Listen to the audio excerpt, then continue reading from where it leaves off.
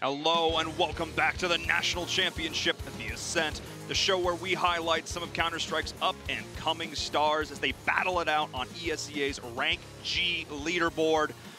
And after a full season, Jamerson, we finally have crowned ourselves some stars atop the pinnacle. They have climbed, they have made the ascent, going all the way up to Rank S. I'm in Verum, that's Jamerson, and I have to say, it's been one crazy season. We've got a great show today because, you know, we're starting off the new year, and it's a new chapter in these two players' careers, you know? So we're turning the page, and now we're moving forward, and we've got a double header to mark that occasion. It's fantastic. Oh, yeah, because not only is the #1 player on Rank G advancing, the #2 player is as well. And if you've been following along week after week, the #2 player may actually surprise you, as there was a bit of an upset there right at the end. And of course, it's a big deal advancing up to Rank S because not only do you have access to maybe a little bit more money at hand. Daily payout. Oh, yeah. Daily payout. Daily. You also have access to some of the top Counter-Strike talent in the region. And I have to say, the ability to play with pros every single day, day in and day out, the amount of insights you're able to glean, just the practice that you get from that, not to mention the connections, the fact that a lot of these pros are streaming. You're getting your name out there in a way that you can't do any other way. It's a different caliber of skill, a different caliber of exposure now.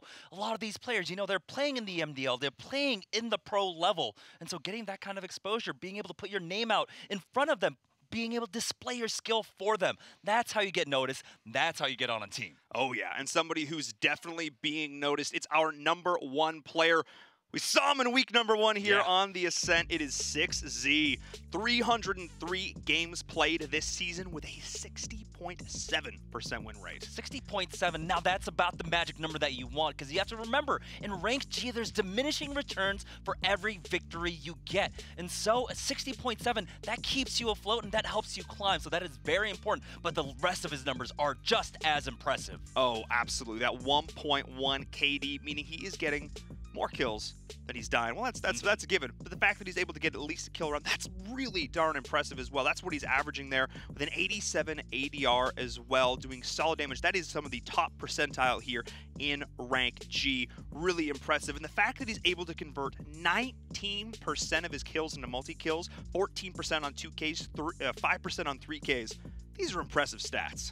And he is an impressive player. And not only is he impressive, he's very smart. We got to talk to him during week 1 with our interview. And, you know, he approached this very methodically. He's a smart player. And so moving up to Rank S, he's going to be able to learn these lessons because he already has that mindset, which is what I love about this guy. Oh, yeah. I mean, he's a young guy. He's 18 years old, but he's able to come in and learn and appreciate that he still has something to learn. The fact that he's able to play smart, play aggressive, but then also have these moments where he just flips the switch, he goes in, he plays aggressive.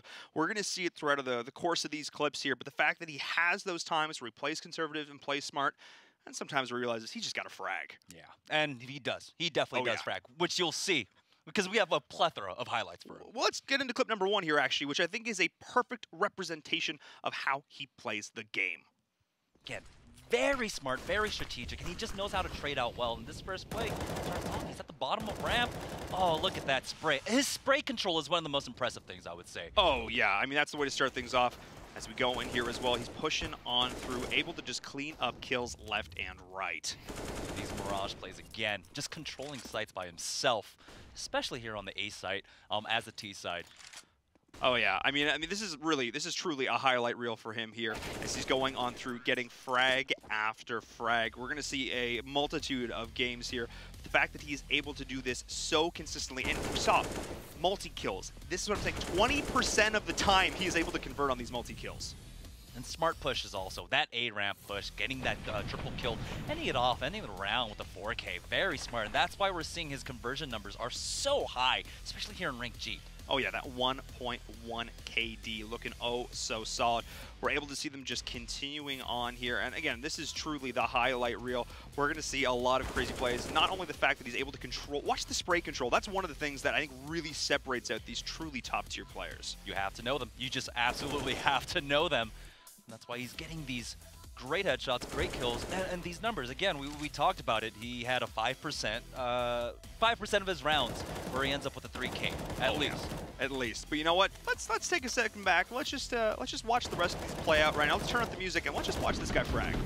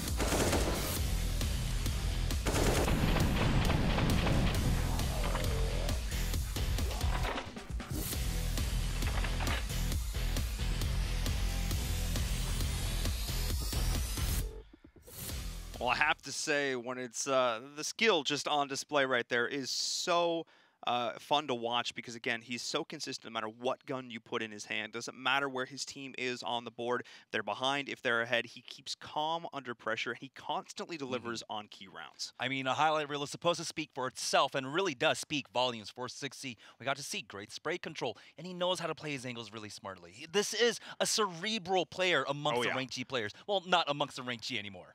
Oh, yes, among Rank S now. He has officially moved on up. He's playing with the big boys. Let's take a look at our next clip here because I love the fact that you talk about angles. That is something that I feel he controls here, and you really see it on this particular clip.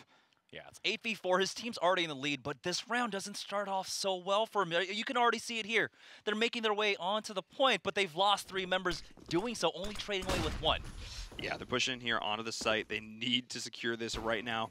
He's using those audio cues. He's found. He got the first kill over there as well. And he stays alive, running out of ammo right here. Cost the CT dearly. Yeah, doesn't overpeak things. He uses the utility well. And this is one of the things we talked to him about his utility usage and how methodical he is in it. Yeah, he checks all his angles. He's not afraid to pre-fire when he thinks it's necessary. They get the plant here as well. And finally, a 1v1 situation. I love the way he uses information here. He only needs to see you for not even a second, and you can just be gone. Yeah, bombs down, and he's just playing it. He's got the quad position here, so he's fairly certain that no one's really pushing from truck side. So he's holding this angle over at Fork, but it's the man on red box. All he hears is his footstep and then his head peek out, and he got it. The flick, just right on over, taken to the face right there at the end. Really solid, playing the objective, getting those kills. Maybe a little bit of luck to start things off. Just a little bit. But you know what? It's the ability to convert on the situations when your opponents make mistakes. That is a huge part of how this play works out here. And we saw it so masterfully done there. But Jamerson, we have more clips to talk about. Let's get into our strategy highlight here because pace has been pretty fast so far, but let's slow things down a little bit. This one is going to be taking place on Mirage, and I just like, again, he does have this kind of very aggressive style. We see him often on Mirage push a ramp on the CT side, but catching that opponent out on Palace is so crucial as he's making now the rotation over to the B bomb site. Yeah, he's using the information his teammates are giving him here to the fullest effect. The fact that he's able to utilize these callouts in this play. We know where the enemies are, and he has a pretty good idea of it too. Watch how he plays this out. He utilizes his utility perfectly. Yeah, he's taking this slowly again. The bomb was just planted. He's not rushing things quite yet. Swaps over to the AWP and spots out the man on site. He's going to try and smoke his way out, but oh, that's so quick. Zach going for that peek. Now it's a 1v1. It's a 1v1 here. It is, and look at the mind games to this right now. His opponent, he knows, everybody knows where everybody is in this situation. Watch how he plays this, getting right in close, and the patience to hold it off right there. It would have been so easy to just shoot the second that you see your opponent, but he holds it there and he gets the kill perfectly. The devil's into details there, and you can tell why he's such a smart player and that he is such a smart player, right? He sees the guy going for the jiggle peeks, going for the shoulder peek, trying to bait him out, but he doesn't see anything like a rifle, like the end of a rifle. Right, he doesn't see the barrel, and so he knows that he's just being baited, and he takes his time. He's not actually in a duel. The guy's just trying to bait him. He's so smart. And watch this. He's going for the defuse, but he knows he has the kit right now. He has all the time in the world to play with, and he could finish it off. But style points might as well get the kill right there, and he does so. Let's watch this again from his opponent's angles, because we see this here. One missed shot from Zach is all it takes to spell disaster. Yeah, that shoulder peek, it really worked out for 6C. He didn't get tagged at all. He's still at 100 HP here while he takes on Clums. Clums, again, doesn't peek with the AWP. He just tries to bait out his shot, but he gets punished for it. And that's such a crucial round. Right, you're going into basically the final end of the round, final end of the half there. They were at 9-4. They're going to get 10-4, and ostensibly breaking the economy of the T side. They should end up with an 11-4 half, and that sets you up for success as you swap over. Oh yeah, puts you in such a great position to advance and win that game there. And of course, with over 300 games played and a 60% win rate, clearly he is converting and really following through, winning those games. Yeah, and again, that is the magic number. You want around a 66% win rate around there. Depends on how you perform in the first, 10 games of the season. But from there on, if you maintain around 66%, you should at least maintain or climb. Oh, yeah. So let's take a look now at a round from start to finish, really dive into the perspective of 6E right now and see exactly what one of these rounds is going to look like. We're starting off here, round 1, the pistol round, and he plays it perfectly. Yeah, and the pistol round is really important at this point. Everyone just armors up, and they don't invest anything else. So it's going to be pure pistols, USPs versus Glocks coming out from each side. Take a look. We have a regular formation coming out from the CT side where they're spread up between the sites. And, of course, one man over here on Connector. And 6Z with that accuracy. 2 shots, 1 headshot. He takes out the man on Palace and checks A ramp to see if that is where the push is coming from, but it's not. So he makes a quick rotation now over to B. I love this. He's getting the calls from his teammates that this has been a full push through apps. The rest of the opponents are pushing on through right now. And what should have been a great position for his teammates quickly starts to unravel here as the T's get set up in position. And now this is a 1v2. Yeah, the man over at Box was able to just punish the people jumping out from market window. And again, it's confidence in your aim. It's confidence in your USP game because he's connecting with these shots. He's only bursting 1, 2 at a time. And he's getting the headshots, and he clutches out the round. A crucial round, of course, the first round, the pistol round for his team. Oh, yeah, that's setting up the pace for the entire game. That's building momentum. There's no panic spam going on here. He just puts the crosshair on the face, pulls the trigger, easy peasy, gets it done. Let's take a look at our next round because I think this last one here really exemplifies a lot of his play. It's the idea of the patience combined with the ability to go aggressive. Explosivity is important here, but if we take a look at the scoreline, it's 5-2. As the CTs on the opposite side have forced up. They've cobbled together a buy, right? There's an AK with an M4, UMPs, and an AWP. So if they can win this round, the T's really set the CT back. This is where you crush the economy of your opponents. This is where you stop them dead in their tracks. You put them back for round after round. We're seeing the push here through on him. Now, the rest of the team is pulling back a little bit. He's going to sit here with the AWP. He's going to just relax and keep the opponents at bay. And he's actually keeping so many of his opponents busy while his teammates are mounting the push on the other side. Yeah, he's just spamming these regular angles with the AWP. He just knows these. He's played this position plenty of times. He's not connecting with any of it, but the presence, the simple presence of being here at Banana with that op makes the CTs kind of wonder, are they going to commit to this push? Do we stick around? That's why you still have 2 members over there, finally a third going over from Racetrack, moving in to Archway. But now look at how long these rotations are taking. I mean, it is a huge advantage right now as the push is going through. There's the first connection, and here goes the aggressive flank, giving the bomb off to a teammate just in case he dies. He doesn't want to put it in a bad position. He finds the flank, 1 kill, and he finds another. And that's all just set up from that Banana play early on. These late rotations coming in allows him to have these timings. And take a look at that now. It's a 4v1, and they just need to finish off the man rotating in from B, who's going to just try and go for it because, well, he's only got a UMP in play. But this is such a great way to close out the round. Absolutely. You saw there the perfect setup to start things off and the aggressive flank. There was the smoke going on through there. Of course, he gets the headshot to round things out. It is a highlight clip after all. But he started things off there. The smoke was down. He wasn't quite sure how many opponents that he actually kept back in that situation. So when he decided to make that flank, we knew it wasn't super risky for him, but he didn't know that. He made that play regardless. He passed off the bomb to a teammate and said, here, you hold on to this. I have to go kill people. I mean, controlling Archway, controlling the Archway side with the AWP, it's a little bit scary. If I were in that situation, I'd want an AK. I'd want an M4 instead, but he takes the op, and he just makes it work for himself. Oh, yeah. Makes it work at close range. His teammates were there to bail him out when things got maybe a little bit hairy, but all in all, he played things out beautifully. I think that really sums up his play. It's consistency. It's the ability to work with whatever gun you put in his hands. It's the fact that he's able to play patient, but also get aggressive when he needs to. He has all these baseline skills now going into Rank S. I cannot wait to see how much he improves. Yeah, again, Rank S, that's where you get to learn from a lot of these pro players that do have the scrim hours under their belts, right? Where things are still a little bit mucky, right? Learning what the support position is, what the rifler, what the entry position is supposed to do.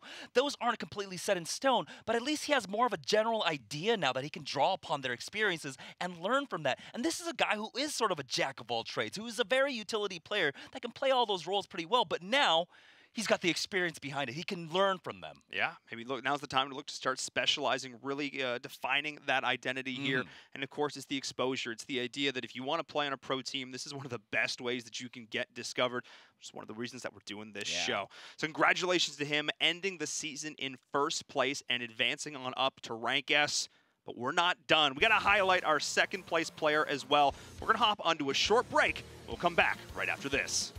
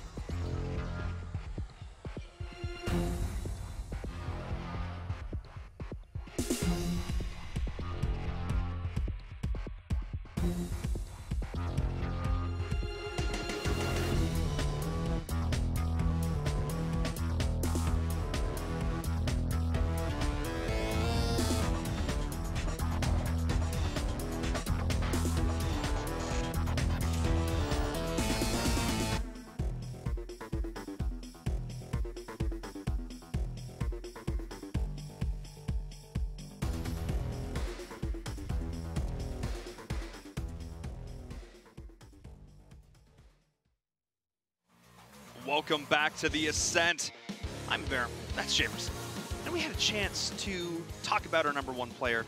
He was at the head of the leaderboards on and off throughout the course of the season. He was pretty consistently up there near the top.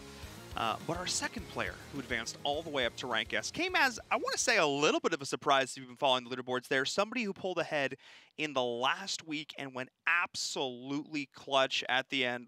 Introduce our next player. I mean, just about. Our next player is going to be Slash. And the thing is, at the last show that we did, 2018, it was what, the 22nd, 21st of December? Yes. We figured that, like, Swifty had this on lock. But the holidays, they're a magical time. And it was a magical run for Slash here. Take a look at a 69.9% win rate here in rank G. Oh, yes, that is the full season stats. He played he didn't even play 200 games, but that's 69.9, basically winning 7 out of every 10 games that he played. Meant that he was able to just go absolutely off, playing 40 games in his last week alone.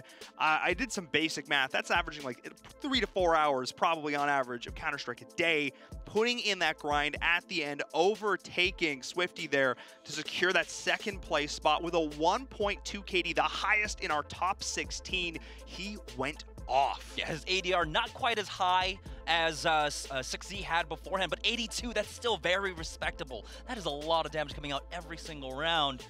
And then 37% headshot percentage, that's great. A third of his kills coming from headshots. Oh yeah, and I've been since informed since our last show of 2018 that I had been misinformed on their headshot percentage. It's not 30% of every bullet you shoot, it's 37% of your kills, which makes a whole lot more sense. For a second here, I thought all our rank G players were gods.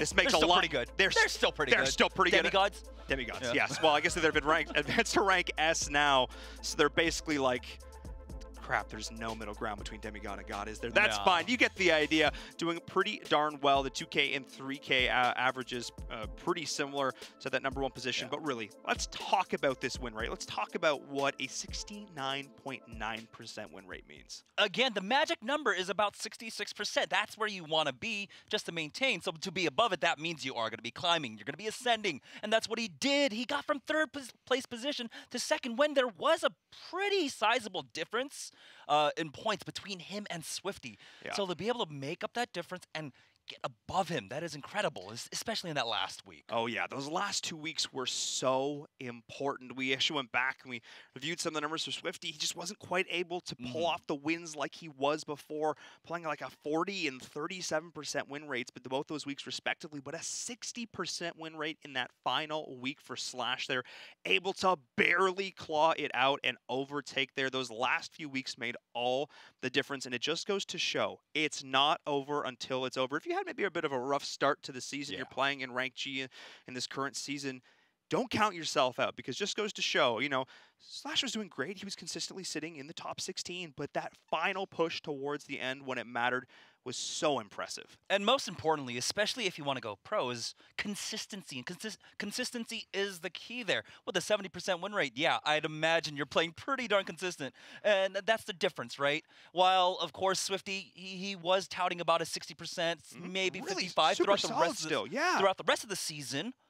Those last 2 seasons, they just drop you down, and that's where you lose a lot of points, and a lot of things just worked out so well for Slash to be able to move on, now going over to rank S. Oh, yeah. So let's take a look at our first clip here, which was, again, I feel like a really good representation of how he played throughout the course of the season. Now, keep in mind, we see a lot of players who play super aggressive, and Slash can do that for sure. But the way he plays out this round, pulling back, constantly repositioning, constantly finding new angles, catching his opponents off guard. Yeah, this is so great. Every time he trades away or he gets an elimination, he just falls back, right? He gets the guy that was on site, gets the guy pushing through construction, waits out this angle and finds a 3K, and then re-maneuvers himself again to change his angle, waiting out for his team to rotate onto the site. So not only are his teammates providing him information, giving him angles, but he is repositioning every single time. Look at this! Peeking right on through up from heaven and able to get that final kill on the site. You had to push for it, but he says no. I love it. Every single time a call-out could be useful to a teammate,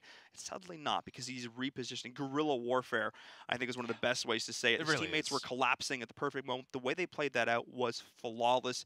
And you said it before, a lot of players, they like to play aggressive, they like to go forward. But sometimes you talk about the discipline of knowing just when to pull back. and I feel like we saw it there. It's very important, especially there on overpass. If you're going to be the anchor for your team holding down the B bomb site, you need to play for the time for your team to rotate, because who knows what their position is. Maybe they're pushing like a connector, or maybe they're pushing over by like party, right? You need to buy a lot of time for your team to be able to get there. And so being able to play that kind of style where you're a bit more patient, where you play for your team instead of for the highlight reels, it still nets you the highlight reel. Oh yeah, well, speaking of highlight reels, we have one for you right now. All kills, all the time. Let's see it.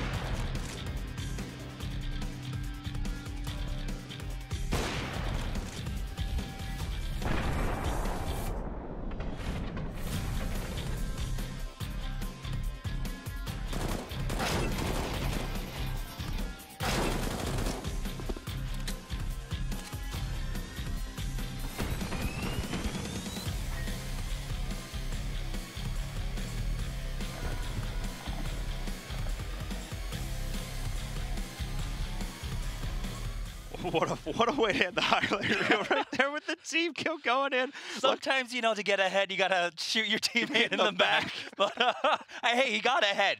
He's the second ranked player in ranked. He's moving on up. He got ahead. Yeah, he got it there. The hedge, yes, he did.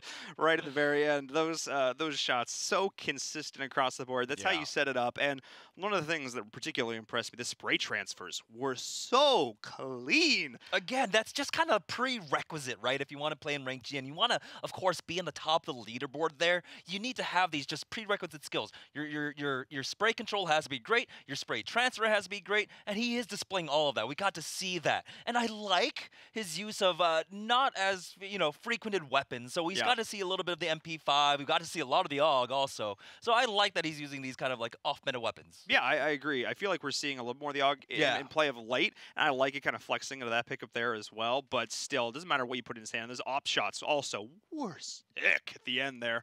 So just knowing that all I need to take is find the body, find the angle, able to get those kills consistently. We're seeing it there. But I have to say, one of the things that I think impresses me the most about his play is the fact that he doesn't put himself in bad positions. We talk about these angles, we talk about positioning. There was never a situation there where he was getting caught off guard. He was always being the aggressor in the situations, always saying, look, I'm putting myself in a spot, you come on in, you come to me, and I will take you down. He was never pushing out and taking unnecessary risks. Yeah. which is the hallmark of somebody with a 70% win. 70%. 1.2 KDA. Like that's 7 out of 10. Yeah. Every game he wins, essentially. Pretty much. Like That's nuts. Those are some massive win streaks, and it's Yeah. the ability to play with your teammates as well. We can't undervalue that because keep in mind, you're playing. Yeah, you get to know the people that you're playing with over time, especially at that level. But you're still being, cobbled together with different teammates every single time. So the ability to bring them together, to coordinate them, I feel like you have to have that in your arsenal to pull off that high of a win rate. Honestly, it is about consistency. And here's the thing, though. He still played less than half the games of Swifty. Yeah. Swifty played 396. Yeah. While Slash played 196. Definitely less than half the games of Swifty. Yeah. But he was consistent throughout those, almost 200 games. Yeah. 70% win rate. That is nuts. So then 303 played for 6E, who was in our first place position there. The difference being the 60 to 70% win rates. It just goes to show that you don't necessarily, you still put in the grind, obviously, especially at the end, but you just need to win those games. Let's take a look at our next clip, our strategy highlight here. We can just slow things down a little bit. It's a bit of a smaller play here, but one of the things I love about it is the utilization of these angles of cover and making the best of a bad situation. Yeah, so we got another overpass play here as he's on the T side trying to get the bomb down, but again, it's clearing out all these angles that are so difficult. He gets caught out by a person coming in, and he gets dropped down low. You can hear the exchange in damage, and he doesn't know what his opponent's health bar is like, but his opponent definitely knows that he is lit. He is dropped down low, almost to 1 HP, and so he tries to take the battle up against them, but he goes, into a pistol fight up against a guy who's got an M4 still. He's hoping to get this one shot, but it doesn't pay off for him. No, he put a lot of money in that pistol basket there, and then we can see from this different angle here, he knows he just needs to get the one shot. He's got to go in there. He's got to find the angle, but he just can't make it happen. The spray comes on through, getting a sniper and the round for good measure there. And this was a key round, too. Look at the score line.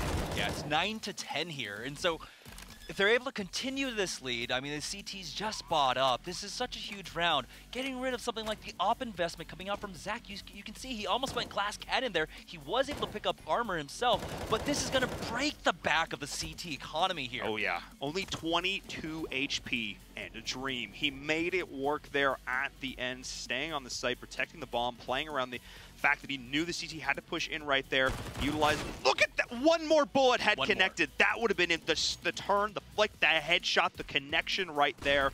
Really nice play. And this just changes the pace of the entire game, right? This single round right here just shuts down the CTs, especially on a very crucial moment where you can almost just tie it up and then get that lead up against the T side. Yeah, and this is the moment here where he's like, okay, put the sniper away, and I'm going to push on in, do this by hand.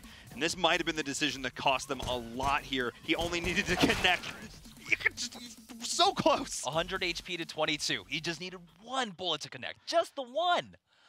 And that could have just been a difference maker for this round. That could have changed, his 69.9% win rate to a 69.7. Who knows? And keep in mind that at the end there, this is truly the battle, truly the race for second place. It was fierce there towards the end. Yeah. So there's obviously the pressure of that one round in that one game. But it's more than that. It's the pressure of an entire season, 2 months of play, 200 games worth of work going into this.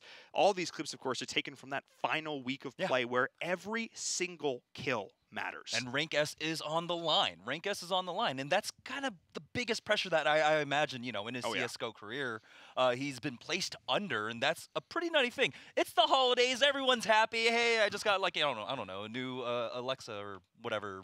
Yeah. Amazon Home, right? There you go. It's like I could be playing around with that, but instead, no, he's grinding away. Right, and he's putting himself in the forefront of CSGO. He's laying it all out there, and it's so important because this is your path to just try to get your name known, try to make it up to Rank S, and get your name known out there for people to really start recognizing you. Oh yeah, pulling 5.7 on average games a day in the holidays, that's not easy to do. You got commitments, juggling all that around. I imagine there were many late nights spent going on in making sure that they got those games out. Let's hop into our next clip right here. The full round from start to finish. And this one, a very interesting position right here, and a very, very interesting buy here coming in from the T's because they have a set strategy in mind that doesn't end up playing out for them, but I think Slash works for them here. Yeah, so it's a scout buy along with the Deagles coming out from the T's side. And really what the T's want to do is just body somebody and then you can body them with the scout. But that already isn't working out well for them. They lost one on mid, CJB goes down, and that's not a great thing, right? You're investing into this round, you lose another man, and things look more and more dire. You need these Deagles to get any damage off, but finally someone trades away. But now, it's Slash coming in, connects with the headshot, finds a second one, and they've evened it out. They've evened it out from what was a 5v2. It was a 5v2 situation, then a 2v2 now, and I love this decision to pull back. Oh, and finding the body shot there as well. I love this decision to reposition here in a second as well. He's found this angle. He's milked it for all it's worth. But now with the dub, we're going to see the double sniper in hand. They're going to reposition where maybe they can find a little bit more value. Yeah, I mean, this went from a loss round to a winnable round at this point. Again, they lost 3 members in the first 30 seconds, and at that point, especially with a buy like the Scout Deagle buy, that is almost just the ender right there, but they're able to hold it down, and now it's a 2v1. They've got the plant position. Everything's working out great for them. Yeah, they got the simultaneous sniper shots there on the opponent. His teammate does go down. This is a 1v1 situation, but it doesn't matter. When it counts, getting that clutch headshot off the Deagle right to the face, make it look easy. Hey, the Scout was so drastically important for them. Remember, it was a 2v5 before they finally started trading away. He ends up getting 2 headshots, 2 kills, while his other teammate finds one himself with the Deagle. That ties it up 2-2. And the reason why he's able to get that Scout for his team is because, well, he's a consistent player. He's putting up the numbers. He's got the economy for it. And he's the reason why they're able to pull out a buy like that and pull out a strategy like that. He's sitting back. He's playing passive, playing conservatively, just getting that lineup straight down into connectors. People just keep walking in, keep walking into the crosshairs, keeps finding those headshots. His level is perfect. That's exactly what you need to be doing in that situation, especially because at that point they lost somebody immediately. The strategy already was starting to crumble. It could have gone so very badly wrong. But they didn't sweat under pressure. They didn't fold. They just kept doing what they were doing, and he kept hitting headshots. And again, like you had mentioned during that play, what I really liked, what you also really liked, was that he fell back. He got the bomb, he rotated out, and he just went over to B site, right? Because at that point, the CT still could have committed one person to A, one person to B, and then they could take a 2v1. Or they move over to B site, they have a lot less angles to really worry about because they're, well, at that point, they've got the op and the Scout. So they're going to play the long sight lines. It was really smart coming out from them. Absolutely. They wanted to put themselves in a more advantageous position. They pushed in, made it a 2v1. And finally getting that last headshot there to seal the deal. Let's take a look at our last clip here. Another round and another example of stellar play. Yeah. We had mentioned in that last round on Train that it was so drastically important that Slash had the economy to go for that Scout buy. As we take a look at this force-up coming out from the CT side, they're down 8-4. This is a crucial round because they don't want to end this half 11-4. It's Slash who has the economy to pick up that AUG and move over to mid, over to window, get that first initial kill onto Katie. That's huge. I mean, that should have put his team in a pretty solid position, and it did. The team was actually able to capitalize on this really well. Again, they don't have a whole lot to work with here. Terrorists in a great spot now, 8-4. This is the round that could really break the CT counter pressure. This could be the round that puts them back in the ground. But this is where Slash goes off and helps his team turn it around, build some momentum back in this game. Yeah, that's right. The other side of the coin is, of course, if they lose this round, their economy is in absolute shambles because they force up here. And that might just mean an 11-4 T-side half for his opponents. That's not the kind of deficit you want to go into, swapping sides. There you go. But again, it's that AUG coming in, and I love this final play. Oh, this final play is so sassy. He gets the call out. And he finds it through the scaffolding. You don't see that every day. Super heads-up play there. Maybe he should be keeping his head down if he's the opponent in that situation. Yeah, and we're seeing why. Like, once you are that kind of like star player, that anchor player for your team, you need to be able to convert on your money, right? He invests into the AUG, gets the initial frag at mid, slows down a lot of the pressure coming out from the T side, and is especially when 2 of his teammates are playing with the Deagle, slowing that down, giving them time to try and maybe get angle pickoffs. That's huge for the team. By the end of that round, 4 members survive. They're able to upgrade. They're able to pick up 2 AKs, and from there, the pace of the game completely changes, especially when you're trying to close out the half. Try to get an 8-7 there by the end of that half. Oh yeah, I mean, you had a lot of teammates with their bank accounts at 0. They're punching the pin and no cash is coming out of the machine trying at to that take point. A cash advance, your employer says no. Not having it even a little. But that was the kind of play, that was the round that put them there. And it's getting that first initial kill, forcing the opponents to reset their strategy there. put his team in a great spot. Yeah, I mean, there we get to see a tangible result, right? We get Oh, to yeah. see kind of like, while like headshot percentage and win shot percentage is you know, a tangible thing, it's a thing. It's things like economy is a little bit more abstract, right? Right there, giving an economy a huge boost for the CT side to try and finish out the half. And it seems to be such a consistent idea. Yeah. We're gonna give the gun to Slash. We're gonna put him in a position to succeed. He buys it himself, all right? He earned it, all right? Blood, sweat, tears, and fragging. Yes. He got that all by himself, but all right? in the situation when he has the gun and his team is relying on him to get the kills, he gets it done, and that's why he ends the season in second place and advances on to rank S. We have more amazing Counter-Strike action when we return. We're gonna hop onto a short break. We're gonna round out this season here in just a bit, so don't go anywhere.